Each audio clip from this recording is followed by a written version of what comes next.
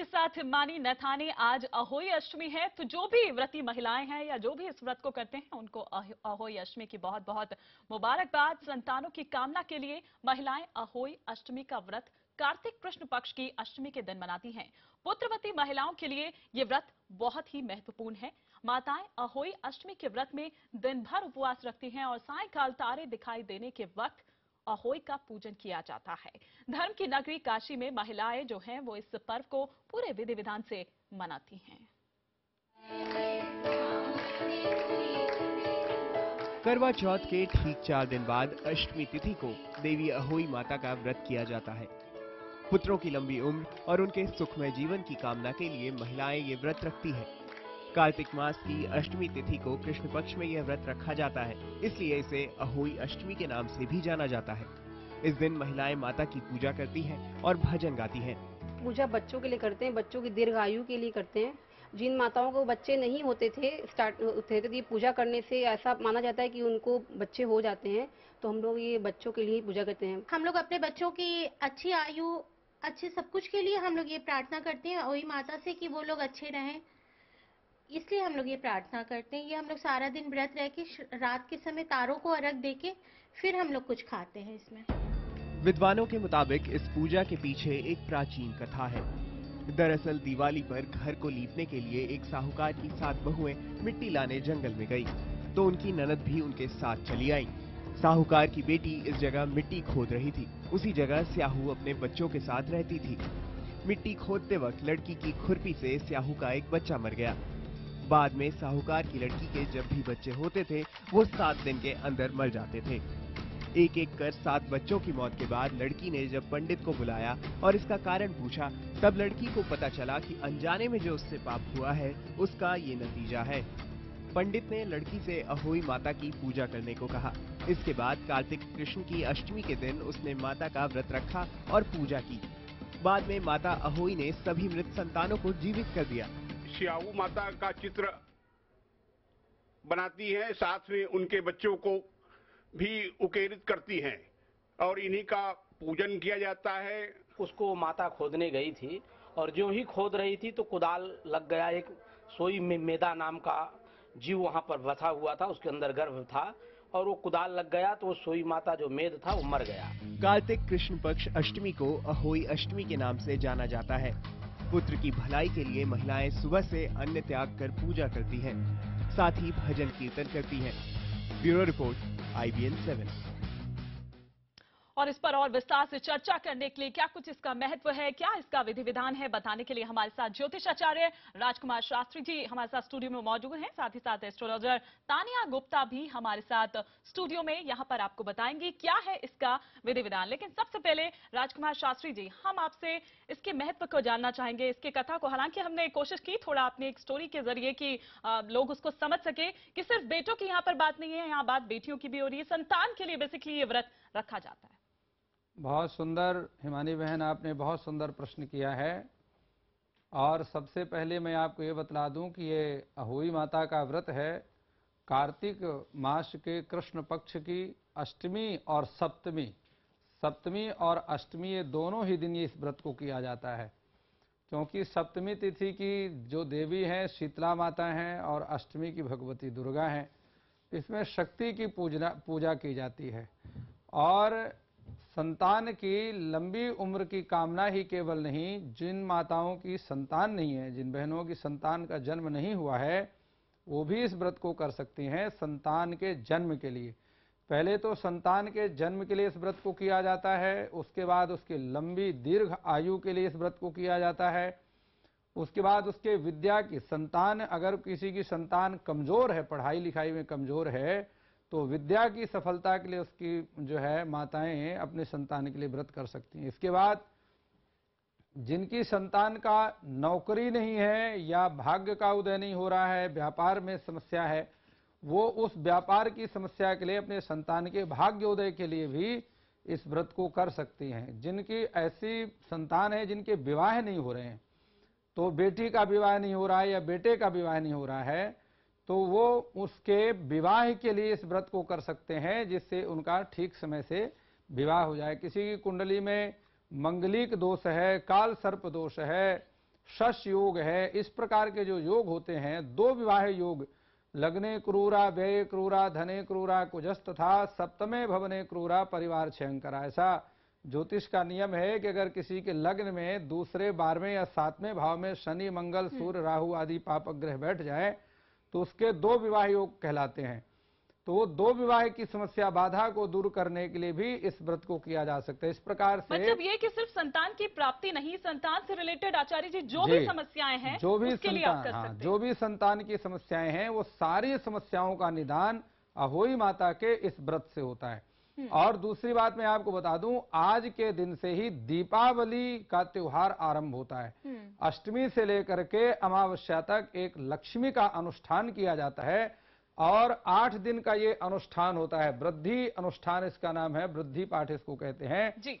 अगर वो कोई व्यक्ति इस व्रत को करता है, अहोई माता का पूजन करता है, तो उसके उस व्यापार की समस्या भी दूर हो जाती है। किसी का ऐसा पैसा मार्केट में रुक गया है या व्यापार बढ़ नहीं रहा है, तो ये सारी समस्याओं का निदान जो है ये केवल अहोई माता के यहाँ हो बिल्कुल, जाता हम है। उस पर भी आएंगे और थोड़ा विस्तार से हम चाहेंगे कि आप इसमें रोशनी डालें। लेकिन तानिया भी हमारे साथ है। तानिया, अलग अलग जगहों पर आजकल हमने ये देखा है कि कोई भी व्रत हो, जैसे इससे पहले करवा चौथ की अगर बात करें तो हर जगहों पर अलग अलग रिवाज है मनाने के।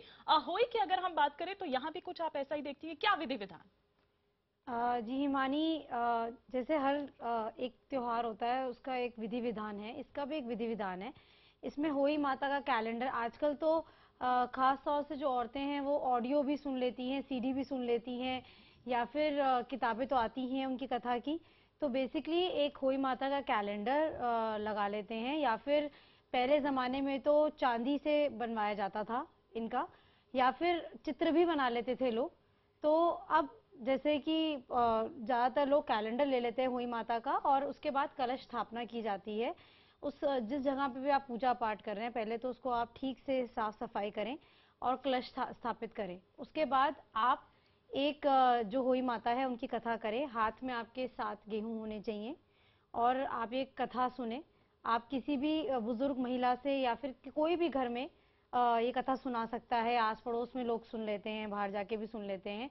इसके साथ आप दूध और चावल का भोग होई माता को लगाते हैं।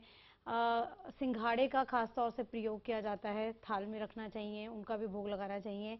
इसके साथ अक्षत आप रखें, आप जल रखें, और कुछ भी आप एक हलवा बनाएं, माता के लिए हलवा के भोग लगाएं। पक्का खाना आज के दिन बनाया जाता है, उसका भी भोग लगाया जाता है माता को। और ये पूजा पाठ आप करें, उसके बाद आप जल और या फिर चाय जो भी आप लेना चाहते हैं आप ले सकते हैं। और उसके बाद जब तारे आ जाते हैं उनको अर्घ दे के आप अपना फास्ट तोड़ देते हैं। और फास्ट जब आप तोड़ते हैं उसके बाद आप एक थाली में जो भी आपने पकवान बनाए हैं, यानी कि पक्का खाना जो आपने बनाया है, स्पेशली उसमें 4-4 पूड़ियाँ और हलवा आप 7 जगह पे रखकर अपनी जो सास है उनको साथ में पैसे और वस्त्र आप दें। उसके बाद वो जब एक्सेप्ट कर लेंगी, यानी कि उसको स्वीकार कर लेंगी, उसके बाद आप जो आपने खाना लगाया है, यानी कि जो आपने 4-4 पूड़ियाँ लगाई हैं 7 जगह, उसको आप अपने पड़ोस में बांट दीजिए। और जो पैसे आपने दिए हैं या फिर जो आपने साड़ी दी है उसको वो एक्सेप्ट कर लेंगी। तो इस तरह से इसका विधि विधान होता है। और मतलब ये जो लास्ट में आप बता रही हैं, ये उद्यापन जिस तरह से जब कर दिया जाता है, उद्यापन किया जाता है लास्ट में। और ये तब किया जाता है जब तारे निकल जाते हैं, उन्हें अर्घ देने के बाद ही उद्यापन किया जाता है। बिल्कुल। आचार्य जी, अगर हम बात करें इस व्रत की तो करवा चौथ के ठीक 4 दिन बाद ये व्रत आता है। महिलाएं, जिस तरह से आपने यहाँ पर कहा कि दीपावली की भी शुरुआत आप कह सकते हैं कि आज से अनुष्ठान जो है उसका हो गया। भजन कीर्तन भी कुछ होता है, आप गाते बहुत अच्छा है, तो कुछ आज के दिन के लिए स्पेशली कुछ आप 2-4 लाइनें अगर हो जाएं। हिमानी बहन, बहुत बढ़िया बात आपने पूछी है। कार्तिक का महीना चल रहा है और उस कार्तिक के महीने में सूर्योदय से पहले उठना, भगवान की पूजा करना, तुलसी माता की पूजा करना, इसका बड़ा महत्व है। तो मैं आपको इस कार्तिक के महीने से संबंधित एक सुंदर भजन आपके सामने 4 पंक्तियों में रखता हूं। कैसा शुभ आया जी महीना कार्तिक का, कैसा शुभ आया जी महीना कार्तिक का, प्रातः काले स्नान करे जो, अपने प्रभु का ध्यान धरे जो, हर पाप को हरता जी महीना कार्तिक का, कैसा शुभ आया जी महीना कार्तिक का। प्रातः काल जो आए मंदिर, हरि बसे उसके मन अंदर। हर रोग को हरता जी महीना कार्तिक का, हर रोग को हरता जी महीना कार्तिक का। कैसा शुभ आया जी महीना कार्तिक का। तुलसी मातु की पूजा करिए, तुलसी मातु की पूजा करिए। दीप जगा के आगे धरिए, दीप जगा के आगे धरिए। संताप को हरता जी महीना कार्तिक का, कैसा शुभ आया जी महीना कार्तिक का। कैसा शुभ आया जी महीना कार्तिक का। ये कार्तिक का महीना है, इसमें सूर्योदय से पहले जल में वेदों का निवास होता है। वेद मंत्र जल में निवास करते हैं, इसलिए सूर्योदय से पहले हर व्यक्ति को स्नान करना चाहिए। और भगवान कृष्ण को पति रूप में पाने के लिए गोपिकाओं ने भगवती कात्यायनी का इस महीने में व्रत किया। हेमंते प्रथमे मासे नंद ब्रज कुमारी का चेरु हविष्य भुज्यानाम कात्यायनी अर्चन व्रतम। भगवती कात्यायनी को खीर का प्रसाद जो है चढ़ाना चाहिए और उसको प्रसाद रूप में ग्रहण करना चाहिए। जिन कन्याओं का विवाह नहीं हुआ है, जो मंगलिक या शनिक हैं, ऐसी कन्याएं अगर इस महीने में कार्तिक का व्रत करती हैं, निश्चित रूप से 1 वर्ष के अंदर उनके हाथ पीले हो जाते हैं। चलिए, लेकिन तान्या आजकल ट्रेंड थोड़ा सा बदल गया है। इससे पहले भी हम यहाँ पर बात कर रहे थे कि आजकल आप इंटरनेट पर जाइए या गूगल करिए, आजकल तो गूगल बाबा है हर जगह, तो आपको वहां पर जो भी उसका व्रत अनुष्ठान हो, आरती हो, हर चीज आपको मिल जाती है। लेकिन क्या आपको लगता है कि ये जो मान्यताएं हैं या जो पुराने टाइम से जो चली आ रही हैं, इंटरनेट जैसी चीजें या इन चीजों को हम जो फॉलो करते हैं, क्या ये ठीक है? ये चीजें बदल रही है या नहीं? ठीक है, जैसा चल रहा है सब बढ़िया है। देखिए हिमानी, क्या चीज है कि हमारे संस्कृत के श्लोक होते हैं या फिर एक शुद्ध हिंदी होती है, अगर हम भगवान के सामने उसका सही उच्चारण नहीं कर पाएंगे तो वो और भी गलत हो जाएगा। तो बेटर है कि हमें जो सीडीज मिल रही हैं या फिर हमें ऑडियो है, हम उसको प्ले करके सुने, ताकि हम उसको उसी रूप में सुने जैसे उनका उच्चारण होना चाहिए, जिस तरह से वो लिखी गई हैं। तो बेटर आपको पता है इस चीज का असर बाजारों पर भी पड़ रहा है। आप वहां पर जाइए, हर चीज आजकल ऑनलाइन हो जा रही है, हर चीज आजकल गूगल पर मिल जा रही है। तो बाजारों में वो रौनक जो पहले देखने को मिलती थी या वो तमाम चीजें जो पहले देखने को मिलती थी, जैसे आपने सीडी की बात कही, तो अब वो चीज नहीं है कहीं। देखिए, और सब चीजें जैसे कैलेंडर है या फिर सामग्री है, वो तो सब बाजारों से ही आएगी। जो भी सजावट का सामान है या जो भी हमें चीजें इसमें चाहिए, कलश चाहिए या फिर जिस तरह के हम भोग लगाते हैं। पर हाँ, ये है कि कहीं ना कहीं ये चीजें अफेक्ट इसलिए करें क्योंकि हमें चीजें बड़ी इजीली मिल रही है ऑनलाइन। तो हम कोशिश करते हैं कि हमें अगर किताब भी चाहिए तो हम ऑनलाइन निकाल लें कथा और पढ़ लें या फिर सुन लें, या फिर चित्र भी कोशिश करें कि ऑनलाइन हमें मिल जाता है इजीली। हिमानी बहन, एक मैं आपको बात बता दूं कि जो हमारे अंदर संस्कार हैं ये हमारे पूर्वजों से मिलते हैं।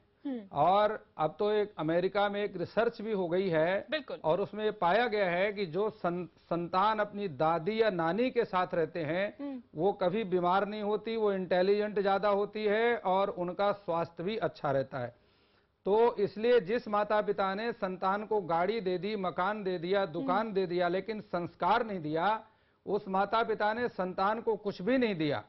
लेकिन जिस माता पिता ने संतान को गाड़ी, मकान, दुकान नहीं दिया लेकिन संस्कार दे दिया है, उस माता पिता ने संतान को सब कुछ दे दिया। मतलब अगर किसी चीज के कुछ फायदे, बिल्कुल मैं आऊंगी, किसी चीज के कुछ फायदे हैं तो उसके कहीं ना कहीं एक्सेस में अगर कोई चीज हो जाए तो उसके बिल्कुल मैं आऊंगी। आचार्य जी, एक ब्रेक के लिए हमें यहाँ पर रुकना होगा। ब्रेक के बाद हम सुनेंगे यहाँ पर और भी कुछ, यहाँ पर वाराणसी में किस तरह से आकर इसको मनाया जाता है, वहां पर महिलाएं कुछ खास विधि जो है उससे इस व्रत को करती हैं, वो भी हम जानेंगे। आचार्य जी, मैं आपसे ये भी जान रही थी कि एक साथ मतलब ठीक है कि 4 दिन बाद आता है करवा चौथ के ये व्रत, लेकिन इसी के साथ दीपावली की भी कहा जाता है कि शुरुआत हो जाती है। ऐसे में व्यापार वृद्धि के लिए अगर देखें, या बिजनेसमैन जो हैं वो कुछ ज्यादा इस दिन को मानते हैं, तो उनके लिए आप क्या कुछ खास कहेंगे इसके लिए? जी हिमानी बहन, बहुत बढ़िया बात पूछी आपने। देखिए, शरद पूर्णिमा से कार्तिक का महीना आरंभ होता है और इसमें शरद ऋतु आरंभ होती है, तो इसमें मौसम परिवर्तन होता है। अष्टमी से लेकर के अमावस्या तक ये महालक्ष्मी के दिन कहलाते हैं, महालक्ष्मी का पूजन किया जाता है। और दीपावली से एक दिन पहले महाकाली का पूजन किया जाता है। ये बहुत बड़ी बात बता रहा हूं आपको। उसको छोटी दिवाली कहते हैं। इसमें महाकाली का पूजन किया जाता है। पहले महाकाली का बड़ी बहन का पूजन होता है, फिर दूसरे दिन उससे छोटी बहन लक्ष्मी का पूजन होता है जी। तो जिनके व्यापार की समस्या है उनको चाहे व्यापार वृद्धि के लिए श्री सूक्तम का पाठ जरूर करें। घर में घी का देसी शुद्ध घी का अखंड दीपक जलाकर श्री सूक्तम का पाठ करें। और जिनके व्यापार में पैसा मार्केट में रुक गया है या जो नौकरी वाले लोग हैं, उनको नौकरी में उन्नति के लिए तनख्वाह बढ़े, इसके लिए उनको कनक धारा स्तोत्र का, यह भी लक्ष्मी माता का पाठ है। 16 रेखाओं का श्री यंत्र अपने घर के मंदिर में लाल कपड़े के ऊपर रख लें और उसके सामने घी का अखंड दीपक जला करके और कनक धारा स्तोत्र का पाठ करें। जो नौकरी वाले उनकी तनख्वाह में वृद्धि होगी और जो व्यापारी हैं उनके व्यापार में वृद्धि होगी। बिल्कुल। तान्या, एक को बहुत छोटा सा कमेंट आपसे भी चाहूंगी, कुछ आप कहना चाहेंगे? जी, मैं ये कहना चाहूंगी कि जैसे कि हम इस बारी की होली देख रहे हैं हिमानी, तो मैं ये कहना चाहूंगी हमारे यंगस्टर्स को खास तौर से कि आप सही समय पे उठ के स्नान करें जी। और आप तभी आप व्रत का पालन कर पाएंगे जब आप क्रोध और अपने अहंकार को त्याग करके, गुस्सा आज के दिन आप बिल्कुल ना करें, क्रोध का आप ना करें, ब्रह्मचर्य का पालन करें। और अगर आप इस तरह से व्रत करेंगे तो ही आपका व्रत फलित होगा। अगर आप इन सब चीजों को रखकर अपने मन में व्रत करते हैं तो वो फलित नहीं होगा। ये आप मेरे लिए बता रही थी, क्रोध ना करें? नहीं, आपके लिए नहीं बता रही थी, मैं सभी के लिए बता रही हूँ, क्योंकि अब हम लोग सही समय पे सफाई नहीं करते हैं, बिल्कुल नहाते नहीं है, और हम सोचते हैं कि हमारा व्रत फलित हो जाए, तो वैसा नहीं हो पाएगा। मैं ऐसा बिल्कुल करती हूँ। और शुक्रिया आपका तान्या, हमारे साथ जुड़ने के लिए। आचार्य जी, आपका भी शुक्रिया हमारे साथ इस चर्चा में जुड़ने के लिए और व्रत अनुष्ठान तमाम चीजें को बहुत अच्छे से बताने के लिए। इसी के साथ इस खास पेशकश में फिलहाल